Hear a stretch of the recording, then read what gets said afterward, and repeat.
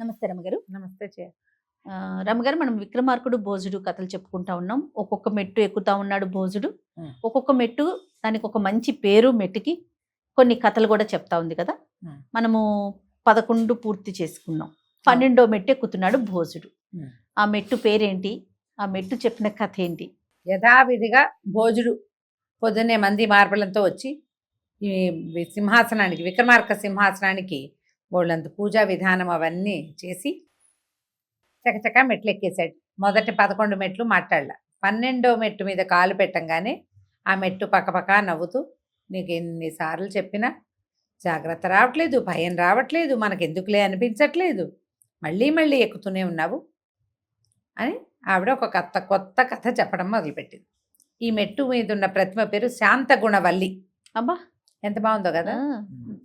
ఆవిడ చెప్పింది, విక్రమార్కుడు ఇతరులకి సహాయం చేయటానికి ఎంతకైనా తెగించేసేవాడు. అసలు ఆ తెగింపు ఉండటమే ఆయన ప్రత్యేకత. ఎవరికైనా సహాయం కావాలి, వాళ్ళు అడిగినా అడగకపోయినా సహాయం చేస్తాడు. అడిగితే సహాయం చేసేవాళ్ళు కొంతమంది ఉంటారు. అవును, అడగకపోయినా సరే అవతల వాళ్ళ అవసరం తెలుసుకుని సహాయపడే గుణం అతనిది. దానికి ప్రమాదమైనా పర్వాలే, ముందుకెళ్తాడు. పెద్ద కథ చెప్పింది ఇది. పూర్వమట విక్రమార్కుడు రాజ్యం చేసే కాలంలోనే ధనపురం అని ఒక రాజ్యానికి రాజుగారు ఉండేవారు. ఆయనకి 4 పిల్లలట, 3 కుమారులు, చివరొక కూతురు. లక్ష్మీసూరుడు, భీమసూరుడు, మహాసూరుడు. అమ్మాయి పేరు అమృతకిరణ కళ. ఇలా 4 పేర్లున్న సంతానం ఉంది. రాజుగారు తన ధనపురాన్ని సెపరేట్ చేసి 3 భాగాలు చేసి కుమారులకి ఇచ్చారు. 4 భాగాలు చేశారు. 4వ భాగంలో ఆయన కూతురు ఉంటారు. ఈ 3 భాగాల్ని ఆయన పిల్లలు చక్కగా రాజ్యం చేసుకునేవాళ్ళు. చిన్న వ్యాపారాలు అవి కూడా ఉండేవి ఆ రాజ్యాలకి. అయితే ఒకసారి ఈ కుమారులు 3 దేశాటన మీద వాళ్ళకి ఆసక్తి వచ్చింది. విక్రమార్కుడు దేశాటన చేస్తాడని దేశం అంతా చెప్పుకునేవాళ్ళు, భారత భూమి అంతా చెప్పుకునేవాళ్ళు. మనం కూడా చేద్దామని వీళ్ళు 3 ఒకసారి ఎక్కడికో బయలుదేరారు. కుమారులు 3, భీమసూరుడు, లక్ష్మీసూరుడు, మహాసూరుడు. వీళ్ళు వెళ్ళగా వింధ్యాటవి ప్రాంతంలో వీళ్ళకి 3 తోటలు పక్కపక్కన, 3 3 కొలన్లు, 3 మందిరాలు కనపడ్డాయి. 3 ఉన్నాయి, ఏమిటో తమాషాగా ఉందని ఆ 3 కలిపేలాగా ఉన్న ఒక మండపం ఉందట ముందు. మండపం పెద్ద చెరువు, దాన్ని ఆనుకుని మండపం, దాని వెనక భాగంలో 3 చిన్న చిన్న తోటలు, చెరువులు, మందిరాలు అలా కనపడుతుంది. వాళ్ళే తమాషాగా ఉన్నాయని పడుకున్నారు. రాత్రి ఎక్కడ నిద్రపోయారు వీళ్ళు? ఆ మండపంలో పడుకుంటే తెల్లవారు ప్రతిరోజు అర్ధరాత్రికి 3 దేవకన్యలు వస్తారు అక్కడికి. ఈ 3 దేవకన్యలవి ఈ 3 తోటలు, ఆ 3 కొలన్లు, 3 మందిరాలు వాళ్ళవి. రాత్రిపూట భూలోకంలో విహరించి తెల్లవారేసరికి వెళ్ళిపోతారు. ఈ మండపంలో పడుకున్న 3 కుర్రాళ్ళని చూసేసరికల్లా మానవుల పట్ల ఈ దేవకాంతలకి, పూర్తిగా దేవయోనులు అయి ఉండకపోవచ్చు, ఒక జాతి, వాళ్ళకి చాలా ఆసక్తి. ఎంత ఆసక్తో వాళ్ళతోటి ఈ 3 రాజకుమారులన్నీ చూసేసరికల్లా బాగున్నారని 3 అమ్మాయిలు 3 అబ్బాయిల్ని పంచుకున్నారు. 3తోటి రాత్రిళ్ళంతా వాళ్ళతోటి గడిపి తెల్లవారేసరికల్లా విగ్రహాలుగా మార్చి వెళ్ళిపోయారు. వీళ్ళని విగ్రహాలుగా మార్చేశారు. వెళ్ళిపోయారు. రోజు వాళ్ళు రావటం, రాత్రిపూట వీళ్ళతోటి గడపటం, తెల్లవారేసరికల్లా వీళ్ళ 3 రాతి విగ్రహాలుగా, రాళ్ళుగా మార్చేసి వెళ్ళిపోవటం. చాలా రోజులు ఇలా ఉన్నారు. అయితే ఒకనాటి రాత్రి తెల్లవారుజామున ఇంచుమించుగా ఈ 3వ యువకుడికి మెలకు వచ్చింది. వీళ్ళతో ఉండగానే మెలకు వచ్చేసరికల్లా వచ్చి లేచి మంచినీళ్ళు తాగుదామనో ఏదో లేచాడు. వాడికి అర్థం కాల, ఏమిటి ఇప్పుడేనా మేము వచ్చాము ఇక్కడికి? స్పృహలో లేరుగా, వాళ్ళకి తెలియదు అసలు. వచ్చాం, 3 తోటలు ఉన్నాయి, 3 కొలన్లు ఉన్నాయి, 3 మండపాలు ఉన్నాయి, మందిరాలు ఉన్నాయి లోపల. ఈ మండపంలో పడుకున్నాము, ఎట్లా ఏమిటి అనేది వాడికి సమయం అది అర్థం కాల. అయితే ఏమైంది, అక్కడ ఉన్న ఒక బండ, ఒక ఇది చప్పట్లు చరుస్తూ నవ్విందట. నవ్వేసరికి ఆశ్చర్యపోయాడు. ఎందుకు నవ్వుతున్నావు, ఎవరు నువ్వు, ఎందుకు నవ్వుతున్నావు అని పదే అడిగితే, ఒరి పిచ్చివాడా, నువ్వు వచ్చి నిన్న ఇవాళ రాత్రి వచ్చాను అనుకుంటున్నావేమో, నువ్వు ఎప్పుడో వచ్చారు మీరు. ఈ దేవకన్యలు ప్రతిరోజు మీతో భోగించి తెల్లవారేసరికి మిమ్మల్ని రాళ్ళని చేసి వెళ్ళిపోతున్నాయి. ఇంతే మీ బతుకు. తెల్లార్లు రాతి బొమ్మలాగా పడి ఉంటారు, రాత్రిపూట వాళ్ళకి ఉపయోగపడతారు మీరు, తెల్లారేసరికి మిమ్మల్ని వదిలేస్తారు. కానీ మీరేం స్పృహలో ఉండరు, మనుషులుగా ఉండరు అనేసరికి ఆశ్చర్యపోయాడు. మరి ఇప్పుడు ఎట్లా, నేను ఏం చేయాలి, ఇప్పుడు ఏం చేయను అని అడిగాడు. ఆ రాతి బొమ్మ అక్కడున్న రాయి ఏమన్నదంటే, 3 గుళికలు ఇస్తాను, ఆ గుళికలు కనుక నీ దగ్గర ఉంటే నువ్వు నిద్రపోవు, ఈ అమ్మాయి నిద్రపోతుంది, నీతో ఉన్న అమ్మాయి నిద్రపోతుంది, ఈ గుళికలు ఉంచుకో, తర్వాత కాలంలో నీకు ఉపయోగపడతాయి అని చెప్పింది ఆ బొమ్మ, ఆ రాయి. వీడు సరేననుకున్నాడు, వెళ్ళి పడుకున్నాడు. యథావిధిగా రాళ్లుగా మార్చబడ్డారు. వాడి దగ్గర ఉన్న గుళిక వాడితోటే ఉంటుంది కదా. మర్నాడు రాత్రి ఈ దేవకాంతలు వచ్చినప్పుడు వీడు నిద్రపోల, ఇతనితో భోగించిన అమ్మాయి నిద్రపోయింది. వీడు మెలకుగా ఉన్నాడు. ఏం చేశాడు, అన్నల దగ్గరికి వెళ్ళి, వీళ్ళంతా అప్పుడైతే రాత్రిపూట మెలకుగా అంటే మనుషులుగానే ఉంటారు, రాళ్ళెవరు. ఈ కుర్రాడు ఏం చేశాడు, మహాశూరుడు, చకచకా వెళ్ళి అన్నయ్యలిద్దరిని లేవదీసి తమ పక్కన పడుకున్న దేవకాంతలను చూపించి, మనం ఇక్కడికి వచ్చి నెలలు గడిచినాయి, పారిపోవాలి, లేకపోతే ఇంతే మన బతుకు, మనం ఇంటికి వెళ్ళేది లేదు, అమ్మలేదు, నాన్నలేదు, చెల్లాయి లేదు, అదండి వెళ్ళిపోదాం అన్నాడు. ముగ్గురు కలిసి పారిపోయారు. ఈ పారిపోయేసరికి బాగా ముందుకు వెళ్ళేసరికి ఈ దేవకాంతలకి కాంతల్లో ఒకళ్ళకి మెలకు వచ్చింది. పక్కన ఉండవలసిన మానవ యువకుడు లేడు. ఏంటి వీటి మాయమైపోయాడు, ఎక్కడికి వెళ్ళాడు అని చూసుకుని అక్క చెల్లెళ్ళు చూస్తే ఎవరి దగ్గర లేరు. ఆశ్చర్యపోయి ఇక పరిగెత్తారు ఎక్కడున్నాడు వీళ్ళు వెతకడానికి. ఈ వెనకాల ఈ ముందు ఈ వెళ్ళిపోతున్న రాజకుమారులు ముగ్గురు కనపడేసరికల్లా వాళ్ళ వెంటపడ్డారు. వెంటపడితే ఈ కుర్రాడు గుళికలు ఇచ్చిందిగా ఆ రాయి, ఓ గుళికను వెనక్కి విసిరాడు. విసిరితే పెద్ద మంట వచ్చింది. దేవకాంతలు కొంచెం ఆగారు, ఇంకా ముందుకు వెళ్ళిపోయారు వీళ్ళు మళ్ళీ అవన్నీ తప్పించుకుని మళ్ళీ వచ్చారు. వదిలిపెట్టట్లా అమ్మాయిలు, ఈ ముగ్గురు అబ్బాయిల్ని. వాళ్ళు వెనకాల పడితే ఉన్న గుళికలన్నీ విసిరాడు, నీళ్లు వచ్చినాయి, మంట వచ్చింది, ఓ పర్వతం వచ్చింది, అయినా కూడా ఆ దేవకాంతలు విడిచిపెట్టలేదు. సరే వీడి దగ్గర గుళికలు అయిపోయినాయి. ఇంతలో ఆ దేవకాంతలు ముగ్గురు ఆగిపోయి అక్క చెల్లి పెద్దవాళ్ళిద్దరు మూడో దాన్ని కేకలేశారు. నీతో ఉన్న యువకుడికి ఎట్లా తెలిసింది ఇది, వాడే ఈ గుళికలు విసురుతున్నవాడు అంటే వాడికే ఆ కొలం దగ్గర ఉన్న బండలేవో నిజం చెప్పినాయి. నువ్వు ఏమరపాటుగా ఉండటం వల్ల కదా వాడు ఇది తెలుసుకున్నాడు, లేకపోతే హాయిగా ఇచ్చొచ్చినట్టు భోగించేవాళ్ళం. నీ వల్లే జరిగిందని వాళ్ళు ఏం చేశారు, ఆ చేతులు ఇద్దరు చెరుకో కత్తితోటి ఈ చెల్లెల్ని 3 ముక్కలుగా నరికి అక్కడ పారేసి వెళ్ళిపోయారు. ముగ్గురు కుర్రాళ్ళు ముందుకెళ్ళారు కదా, ఈ వెళ్ళిపోయి వాడు వెనక్కి తిరిగి చూస్తున్నాడు, వస్తున్నారేమోనని. రాలా రాజకుమార్, ఈ దేవకాంతలు రాకపోయేసరికి వాడికి భయం వేసింది. ఎందుకు రాలేదు వీళ్ళు అని చెప్పి, అంటే ఇప్పుడు కొన్ని నెలలుగా ఈ స్త్రీలతోటి గడుపుతున్నారా, వాళ్ళ మీద వ్యామోహం ఉన్నది వీళ్ళకి. ఈ కుర్రాడు ఆ 3వ అమ్మాయి తన వెనకాల తన పరిగెత్తుకు రావాల్సిన అమ్మాయి రావట్లేదని మళ్ళీ వెనక్కి వెళ్ళాడు. అన్నయ్యలు ఇద్దరు వద్దురా వెళ్ళిపోదాన్రా, వాళ్ళ నుంచి తప్పించుకోవడానికే కదా ఇంత ప్రయత్నం చేశాము అని ఎంత చెప్పినా వినలా. ఏదో జరిగింది, ఏం జరిగిందోనని వెనక్కి తిరిగి వెళ్ళాడు.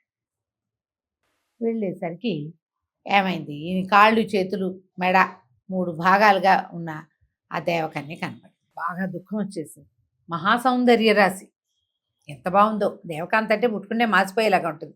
పెద్ద పెట్టి నేర్చాడు. అయ్యో మేము నీతోటే ఉంటుంటే, రాయిగా ఉంటే నువ్వు హాయిగా జీవించి ఉండేదాన్ని, ఇట్లా ముక్కా చెక్క అయిపోయావు అని చెప్పి బాగా దుఃఖించేసరికి అన్నయ్యలు ఇద్దరు వెళ్దాం అన్నారు. వీడు ఒప్పుకోవాలి, నేను రాను, మీ ఇద్దరు వెళ్ళిపోండి, నేను దీన్ని చితి వెలిగించి దీన్ని దహనం చేసి ఈ అమ్మాయిని నేను కూడా చచ్చిపోతాను, దీంతో పాటు సహగమనం చేస్తానని పెద్ద చితి వెలిగించాడు.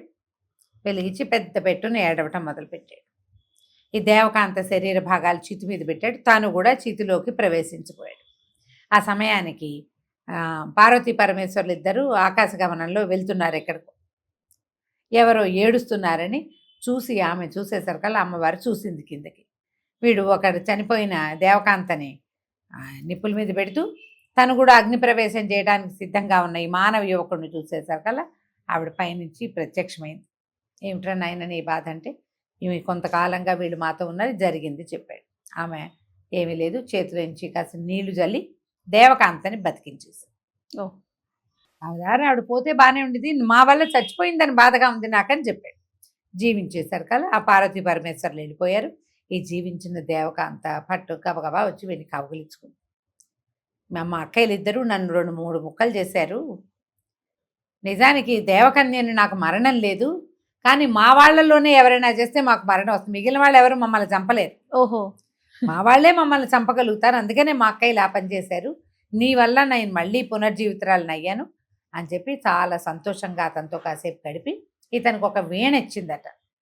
నువ్వు ఎప్పుడు ఈ వీణ మీటితే నేను అప్పుడు నీ దగ్గరకు వచ్చి నిన్ను సంతోషపెడతా. నీ తిండి తిప్పలు, నీ శ్రమ, అలసట, నీ సంతోషం, ఆనందం అన్నీ తీరుస్తాను నేను.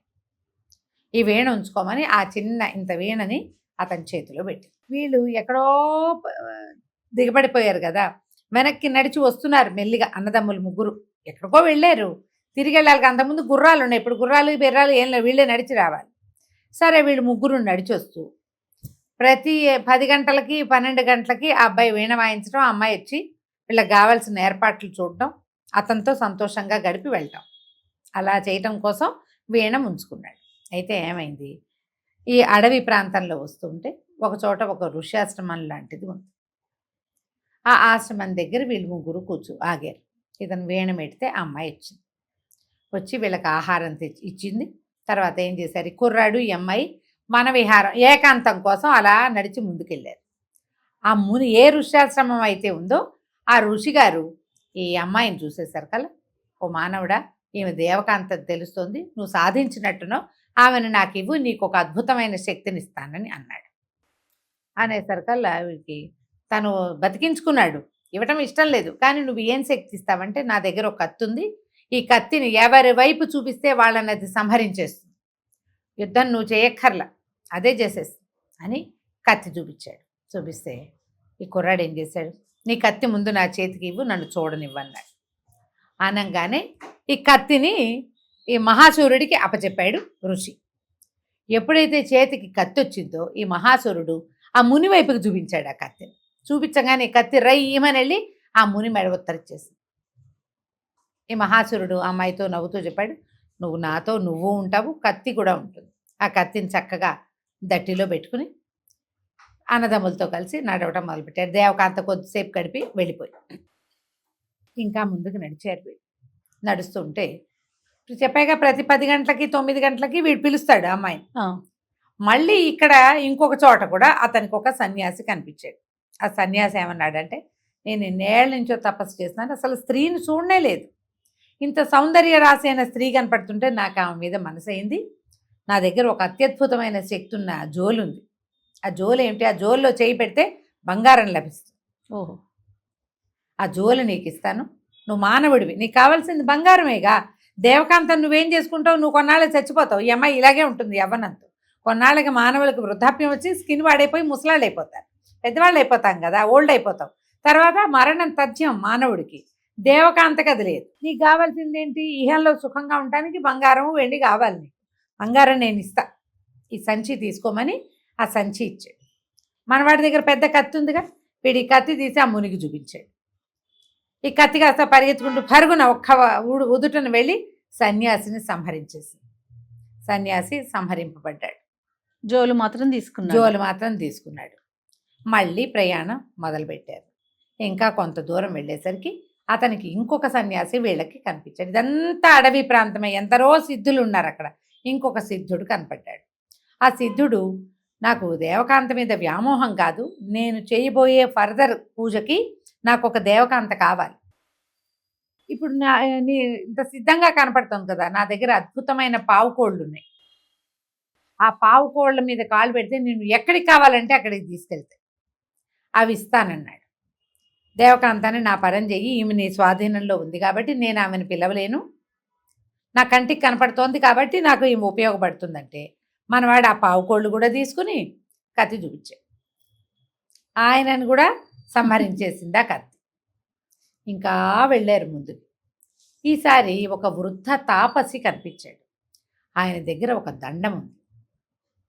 ఆయన ఏమన్నాడంటే, నాకు దేవకాంతనివ్వు, ఈ దండాన్ని నీకు ఇస్తాను, ఈ దండం ఎవరినైనా మరణించిన వాళ్ళని దీంతో ముట్టుకున్నామంటే వాళ్ళు జీవిస్తారు. ఓహో అనేసరికి దండం కూడా పుచ్చుకుని మహాసూరుడు ఆ ఋషిని కూడా కత్తితోటి చూపించాడు. కత్తి కాస్త ఇదనేం చేయక్కర్లా, అదే పరిగెత్తుకుంటూ వెళ్ళి మెడకోసేస్తుంది, సంహరించేస్తుంది.